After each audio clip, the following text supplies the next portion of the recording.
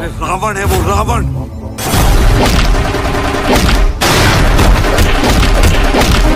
बाप से मस्ती नहीं, तेरी हस्ती मिटा दूंगा। पुष्पा, पुष्पराज, मैं झुकेगा नहीं साला।